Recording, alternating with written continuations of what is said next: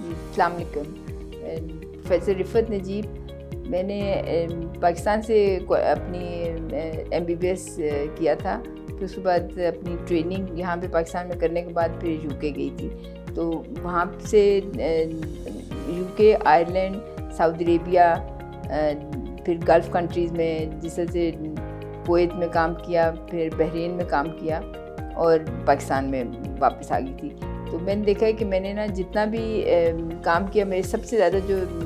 जो interesting field था मुझे इनफर्टिलिटी, और फिर उसमें जो ना इन विट्रो फर्टिलाइजेशन में मैंने बहुत मतलब मेरा शुरू से इंटरेस्टेड थी। और प्रॉब्ली इसमें एक बहुत बड़ा फैक्टर जो था ना मेरे सुपरवाइज़र का था, जो मेरे प्रोफेसर साहब थे यहीं के थे, उनके साथ मतलब मेरा काम बहुत मतलब मुझे इंस्पायर करते थे। तो मैंने 2018 में इसकी सर्टिफिकेशन, बाकायदा सर्टिफिकेशन ली थी फ्रॉम जर्मनी। और उसके बाद फिर मैंने फिर I started my own setup here, ये सिटी मेड का। तो यहाँ से फिर मैंने अपना ना एक बेस बना के, और फिर मैंने मतलब मेरा आइडिया तो यही था कि मैंने IVF करना है, लेकिन स्टार्टिंग में 2018 से 22 तक फिर मुझे ये ग्राउंड जो थे ना वो मतलब सेटअप करना पड़ा था। 22 ऑनवर्ड जो ना मैं अपना खुद से इंडिपेंडेंट इन विट्रो फर्टिलाइजेशन कर रही हूँ, और काफ़ी केसेस कर चुके हैं। और इसमें जो ना मेरा अभी तक मतलब यही है कि मैं रिपीटेडली मतलब जब फेलियर होता है तो उसमें फिर ये होता है कि हमें मतलब मुझे लगता है कि पता नहीं किस जगह पे हमारा जो ना, तो फिर डिफरेंट ट्रीटमेंट्स उसकी ट्राई करते हैं। मतलब मेरे कोलीग्स हैं जो कि बाहर हैं, उनके साथ भी फिर डिस्कशन होती है, और इस तरह से कर रही हूँ। अभी तक मेरा ख्याल है कि मैंने जो मतलब हमारे जो पॉजिटिव रिज़ल्ट्स आए हैं और जो बेबी जो हमने डिलीवर किए हैं, उसमें बहुत से हमारे पेशेंट्स जो है ना वो इस तरह के हैं जो कि बहुत ओब्लाइज भी हैं, और वो फर्दर पेशेंट्स हमें भेजते हैं। तो यही मेरा बेसिकली जो पेशेंट्स आने का जो है कि कोई मैंने फॉर्मल कोई हमने इसकी जो है ना मार्केटिंग वगैरह नहीं की थी, लेकिन ये कि ये वर्ड ऑफ माउथ पे जो है ना मैं कर रही हूँ, और काफ़ी अरसा हो गया मुझे इसी पे करते हुए IVF basically is in vitro fertilisation, जो कि is a very broad term. इसमें जो मैं जो स्पेशलाइज़ करती हूँ, मैं ICSI करती हूँ। ICSI is intracytoplasmic sperm injection, जो कि स्पेशलाइज्ड फॉर्म ऑफ IVF है। IVF का ना बेसिकली हमारे जो हमारी स्टेटिस्टिक्स है, इट शोज़ के 1 in 6 couples they suffer from infertility, but people with infertility doesn't mean कि everybody needs an IVF procedure. तो out of those like 6% जो ना only 3% of the individuals or the couples are there जो कि IVF के लिए जो ना fit होते हैं। और people who are like couples who come to us, every couple like the infertile couple doesn't mean that they will end up in an in vitro fertilization या IVF। उसमें ये है कि हमारा जो ना बहुत से जो कपल्स हैं वो उनकी मतलब मेल फैक्टर और फीमेल फैक्टर्स को अगर हम सेपरेट कर लें, तो बहुत से जो फीमेल्स हमारी हैं उसके एंडोक्राइन प्रॉब्लम ज़्यादा होते हैं। मतलब जिस तरह से थायराइड की प्रॉब्लम होगी, जिस तरह कि हमारे बाकी के एंडोक्राइन डायबिटीज़ होगी, बहुत सी चीज़ें ऐसी हैं जो कि प्रेग्नेंट होने में हिंड्रेंस करती हैं। तो not everybody needs an IVF basically.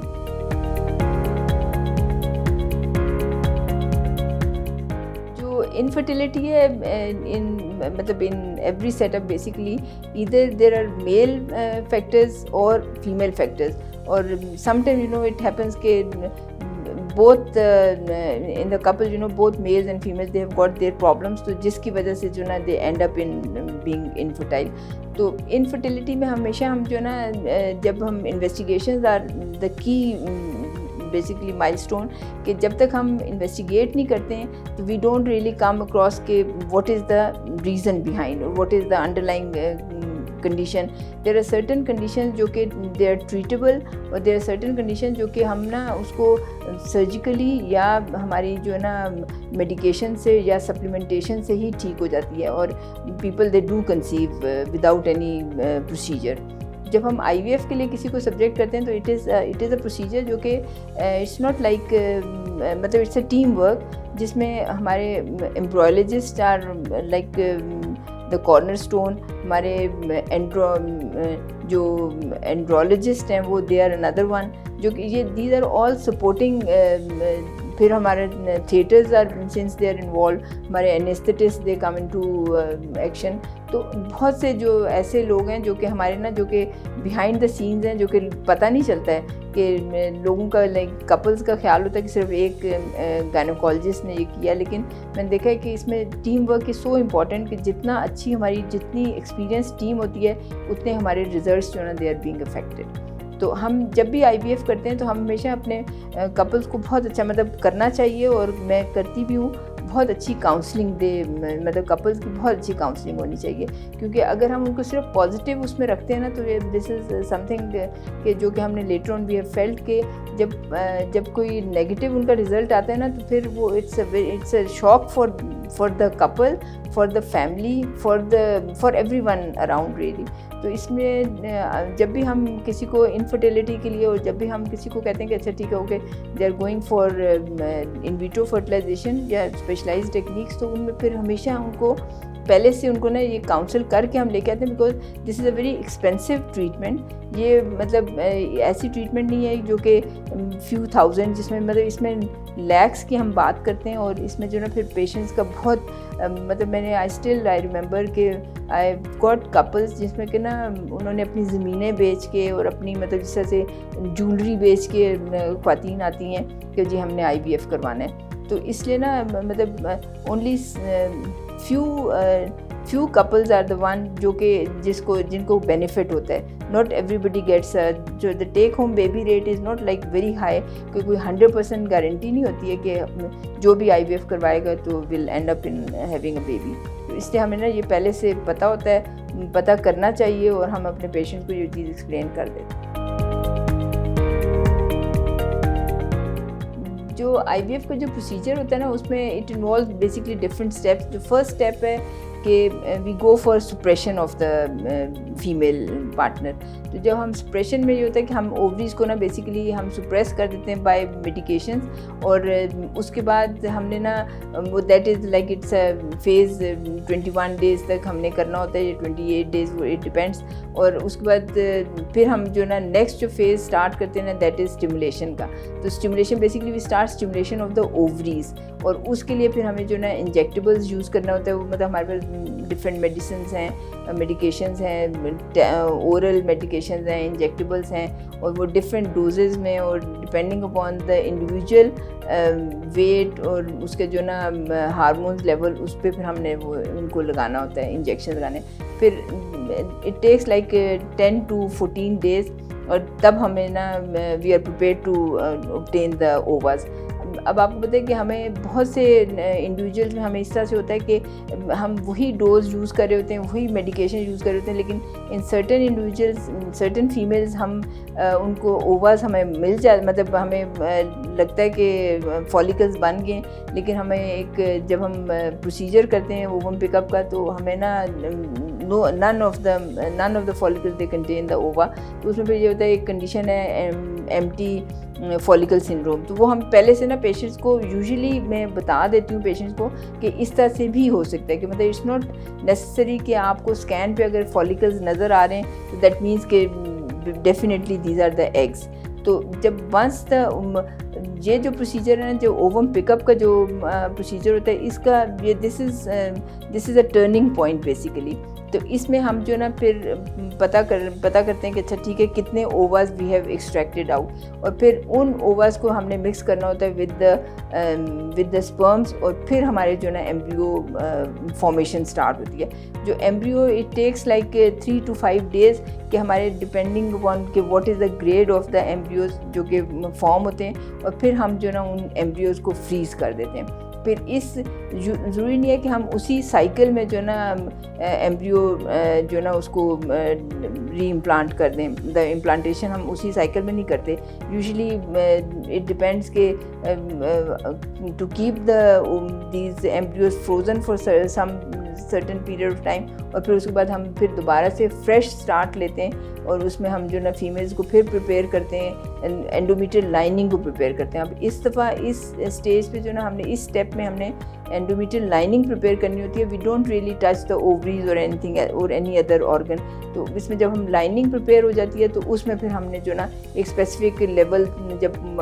मतलब ये अचीव, तो उस पर फिर हम जो ना एम्ब्रियोज इम्प्लांट करते हैं। तो it's such a process, it's a very interesting process also कि हमने इन पेशेंट्स को जो ना रिपीटेडली मतलब ये विजिट्स इनके होते हैं और उसमें फिर हमने इनका अल्ट्रासाउंड करके और हमें इनकी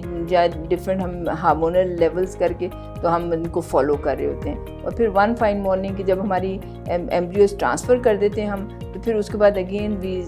वेट फॉर अनदर 2 वीक्स के उसके बाद फिर हमें पता चलता है कि whether these embryos they have implanted और नॉट। तो उसका ये सारा एक जो है ना प्रोसीजर मतलब पूरा होता है। इसमें मेरे बहुत से क्लाइंट्स हैं जो कि मतलब बाहर से आते हैं और वो अपनी छुट्टियों में आते हैं और वो मतलब पहले से प्लान करके आते हैं कि हमने जो ना इस टाइम पे, और यूजुअली ये वो वाले क्लाइंट्स हैं जो कि मेरे से पहले से मतलब हमारे साथ इन कांटेक्ट होते हैं, हमारे सेंटर से इन कांटेक्ट होते हैं, और उनको हम जो सुप्रेशन वाला फेज़ है वो यूजुअली जिस जगह पे भी होते हैं उधर से हम करवा लेते हैं इनको। और फिर स्टिमुलेशन का फेज़ और फिर जो ओवम पिकअप का और एम्ब्रियो फ्रीजिंग का जो है ना वो फिर हमारे सामने हो जाता है। और फिर एम्ब्रियो ट्रांसफ़र जो है ना वो फिर according to their own wishes कि कब वो कराना चाहते हैं तो फिर उस वक्त हम करते हैं। और it's really wonderful to have all this procedures. और मतलब सच ए वंडरफुल टेक्नोलॉजी के जो कि जैसे जैसे आपकी टाइम गुजरता जा रहा है तो मेरा ख्याल है कि हमें बहुत सी चीज़ें ऐसी मतलब अनफोल्ड होती जाती हैं कि मतलब इट्स सच ए मिरेकल के टू ऑब्जर्व टू सी और कि how from a single cell an individual is form.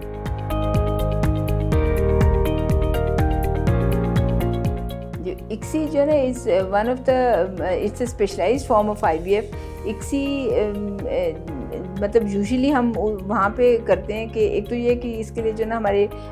थोड़ी जो इक्विपमेंट है वो चेंज हो जाती है, ठीक है। हम कन्वेंशनल IVF से थोड़े डिफरेंट उस पर आ जाते हैं, स्पेशलाइज्ड इक्विपमेंट भी है हमारी। और इसमें हम जो मिक्स करते हैं, जो हम इंडिविजुअल ओवम के अंदर जो ना एक स्पर्म डालते हैं, तो फिर the number of it depends. Usually हम जब मेल फैक्टर इनफर्टिलिटी को जब हम डील करते हैं तो क्योंकि वहाँ पे ऑलरेडी हमारे पास the number of sperms are less, तो उसमें फिर हम जो है ना जितने भी हमारे पास ओवा बन जाते हैं ना, तो हम कोशिश हमारी होती है कि उसमें each ovum should contain one should like each sperm should be introduce into one ovum. लेकिन जो कन्वेंशनल IVF में ना उसमें ग्रुप ऑफ ऑल्दो के जो उसके एम्ब्रियो फॉर्मेशन है ना कन्वेंशनल IVF में कम होती है। हम मिक्स तो कर देते हैं उसमें मतलब there so many millions of sperms और उनको ओवा जितने भी हमने निकाले होते हैं कर देते हैं मिक्स, लेकिन जो एम्ब्रियो फॉर्मेशन है ना वो हमारी ICSI की ज़्यादा बेहतर होती है, मतलब ज़्यादा डेफिनेटिव होती है उसमें। और उसमें फिर जितने भी एम्ब्रियोज होते हैं वो फिर हम फ्रीज़ कर लेते हैं। बहुत से कपल्स मुझसे पूछते हैं कि भाई हमें ना कितने एम्ब्रियोज आप implant at the time of transfer कितने रखेंगे। तो यूजुअली इट डिपेंड्स के age of the female partner जो ना उसकी एज पे डिपेंड करता है। और हम ना इन पाकिस्तान 2 to 3 से ज़्यादा ट्रांसफ़र नहीं करते हैं, क्योंकि हमारे जो ना जो मल्टीपल प्रेगनेंसी है मतलब मोर देन 3 जैसे क्वाड्रुप्लेट्स हो गए, क्वांटुप्लेट्स हो गए, तो इन सब की जो आगे फर्दर जो प्रेगनेंसी के जो कॉम्प्लिकेशंस है ना वो इतनी हाई होती हैं कि अगर हमारे पास इतनी फैसिलिटी मतलब इस तरह की फैसिलिटीज़ नहीं है, हमारे जो न्यूनेटल जो ICUs होते हैं या जो मतलब हमारी आगे फर्दर जो फैसिलिटी जो कि पेशेंट्स के लिए और मतलब बेबीज़ के लिए चाहिए होती हैं वो इतनी अच्छी नहीं होती हैं। तो इसलिए जो इवन अगर आपने प्रेगनेंसी हो भी गई और अगर आपका pre term labour pre term deliveries होगी तो उसमें जो ना बेबी का वेट और जो हमारे जो डेवलपमेंट है जो डेवलपमेंट ऑफ द लंग्स और development of the fetuses are to such an extent कि उसमें फिर हमारा जो है ना बहुत अच्छे रिजल्ट्स नहीं होते। तो हम भी प्रेफर कि भाई ट्विन्स और ट्रिपलेट्स ही हम करें, ट्विन्स और ट्रिपलेट्स ही मतलब 2 to 3 एम्ब्रियोज ही हम ट्रांसफ़र करें और इसी के हमारे पास रिजल्ट्स अच्छे आते हैं। जो वेस्ट है उसमें बहुत मतलब मल्टीपल ऑल्दो कि हमारे एक जो बॉडी है जो कि गवर्न करती है कि भाई कितने एम्ब्रियोज ट्रांसफ़र होने चाहिए, तो वो तो यही कहते हैं कि 2 to 3 होने चाहिए। लेकिन अगर हमारे जो ना ज़्यादा जिस तरह से बाज़ आपने एम्ब्रियो इम्प्लांट कर दिया और उसके बाद वो एम्ब्रियो फर्दर जो है ना वो अगर मल्टीप्लाई करते हैं, तो अगर इनकी अगर मल्टीपल फीटसेस डेवलप होते हैं, more than like higher multiples हैं, तो वहाँ पे फिर क्योंकि न्यूनेटल फैसिलिटीज़ इतनी अच्छी हैं कि फिर वहाँ पे जो ना आपका अच्छी मतलब वो बेबीज़ की जो ना ग्रोथ ठीक हो जाती है, मतलब आफ्टर द डिलीवरी। और दूसरी वजह ये कि वहाँ पे गवर्नमेंट्स जो ना दे सपोर्ट सच प्रेगनेंसीज़, जो कि मतलब आप सोचें कि एक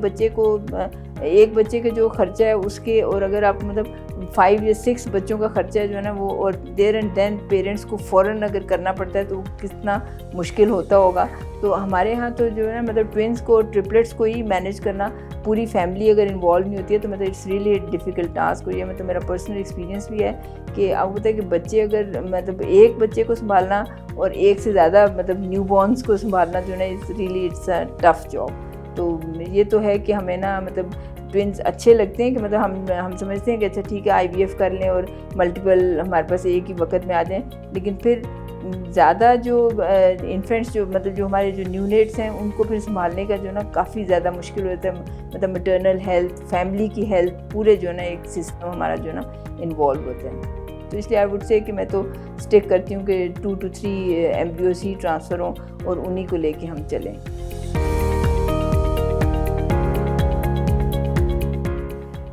जब भी हमने IVF के लिए किसी कपल को काउंसिल करना होता है तो हमें वी मस्ट रियली